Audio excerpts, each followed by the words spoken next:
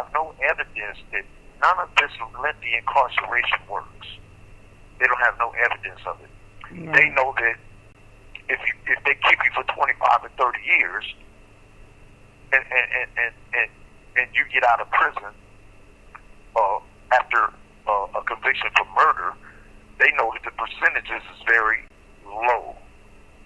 1 or 2% of the people recidivate. They don't come back. Lifers don't come back to prison.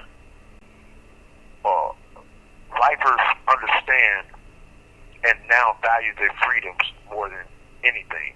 Mm-hmm. So once they're let out of prison, they prove, for example, they show that they've re-entered society as a citizen, and it performs and functions just like, everyone else. And they don't never see the back of a police car. They don't have run-ins with the law. Those are proofs. Those are proofs that re-entry into society actually works.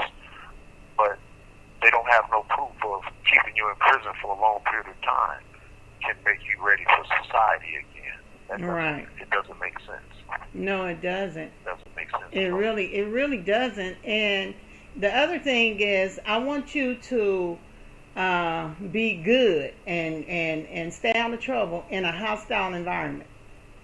And we already talked about it the other day, how you can be minding your own business and somebody attacked you.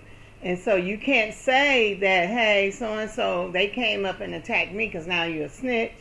And you have to defend yourself, but now you're going to get a write-up for fighting.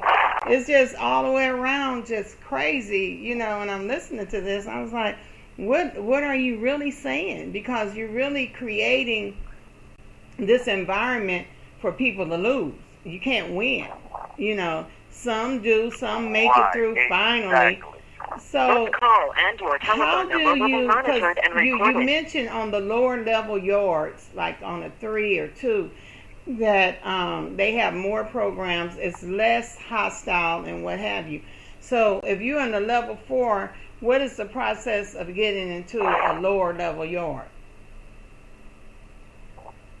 Well, you have to be disciplinary free. They say you have to get your points down. They got old regulations instilled with the new regulations, and the new ones that apply to inmates, for us, you could be 12 months clean time, disciplinary free, and you're eligible for a level 3 override for behavior.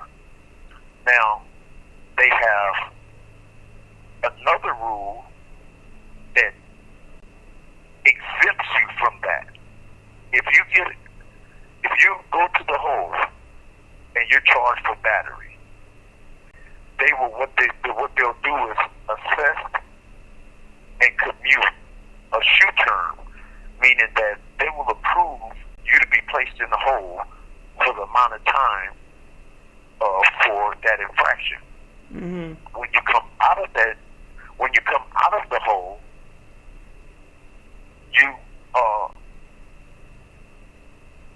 you go back to general population programming, but your privileges are diminished.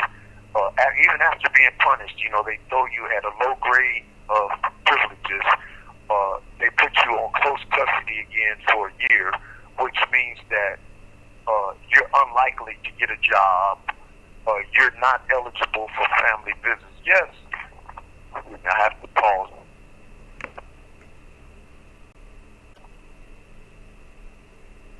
Okay. Before you start. Well, okay, this police really threw me off because he just acted like he was emergency. All right, okay. Read that. Okay, starting where I believe I left off at, I was speaking about doing shoe terms for an infraction that you commit. When you commit an infraction and you are subject to a shoe term, once the shoe term is completed, you have to get released back to the general population. You're at the lowest grade of privileges. They they drop your privileges and they put you on close custody. Close custody is a status that, it's like you bear watching, but, it really is insignificant because it used to be where you had to show up to count at noontime and you had to be in at a certain time of the day. But they use the close custody now to where, you can't get family visits if you're close custody. And more likely, when you're close custody and you just get out of the shoe, you have 60 seconds remaining. You're not likely to get a job. But on top of your punishment, even after doing your punishment, you're not eligible to be transferred to a 270 design prison, the lower level of the level 4s, to get involved in rehabilitative efforts and good programming or in proximity to your family for 3 years. So you have to go 3 years in the highest level 4 just to get to your family. And I'm going to show you how this is a contradiction to some of the things that the governor of California have put in place to try to mend those ties. We have to pause and we'll be right back.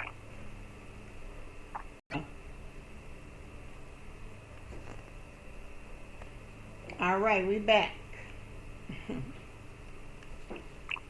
Okay, and as I was saying about this big contradiction, the governor of the state of California has implemented a program where, like I said, the inmates have been issued these tablets where we have unlimited free phone calls, text messaging, which is 5 cents a text.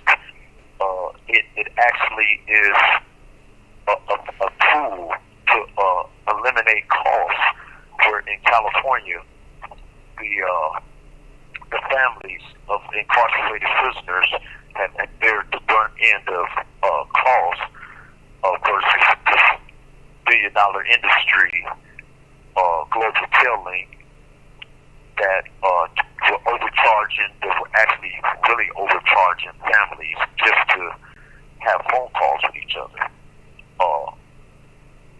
This tablet provides, it's a vehicle to eliminate costs in so many different ways because it has video calling that allows a person to have a face-to-face visit with someone.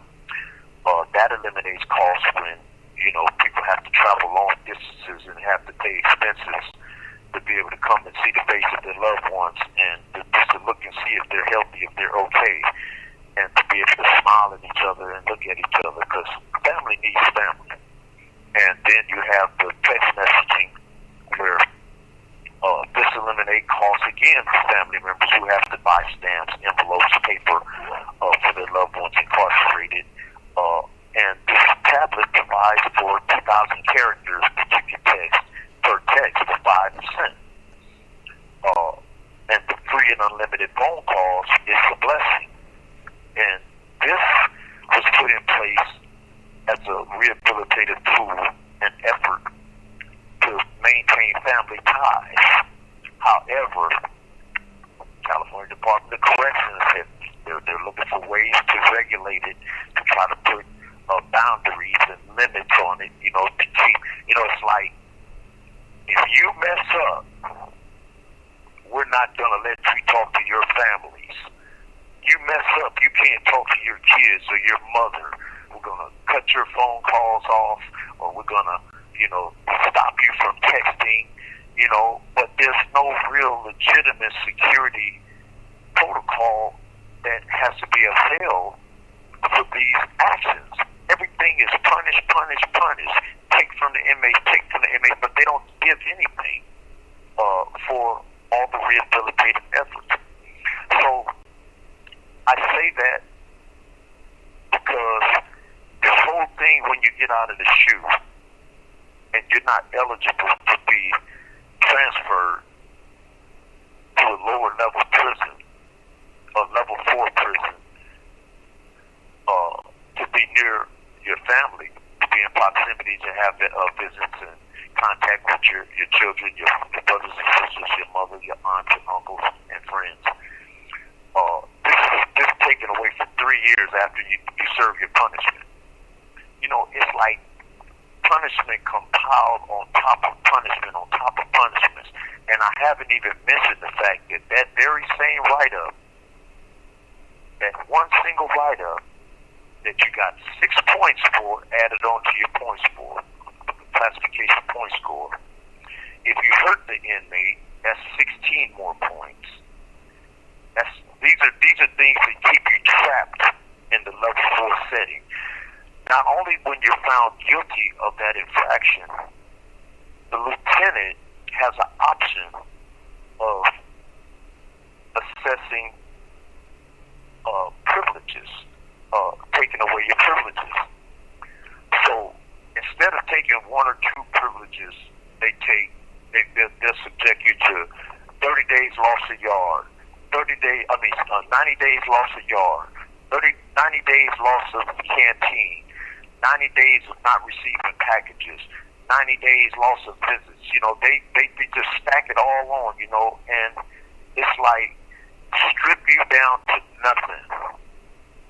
You get nothing for this simple infraction. So if you notice that every single one of the rules that they have approved or promulgated are actually designed to stack and compile punishment on top of punishment on top of punishment.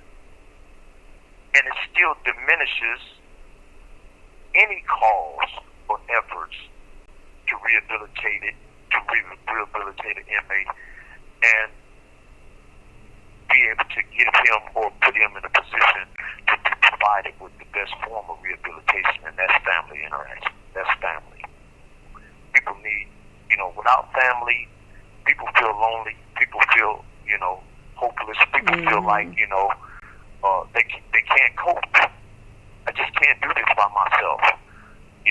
There's a lot of people get lost up in this system, and this is exactly the way the system seems to be designed, since they block the public from being able to look on the inside and see exactly how it's being ran.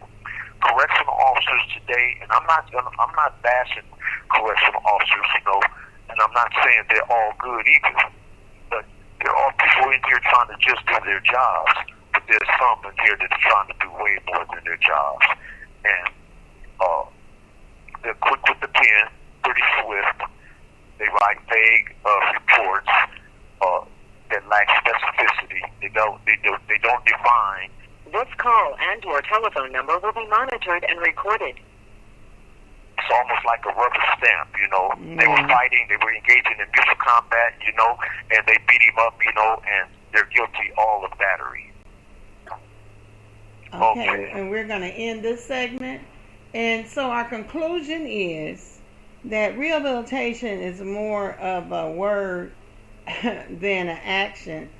And even though it may be getting better, but it's still almost a catch-22 situation. So Clarence, just give us your last final words on this segment, and we'll see you all later.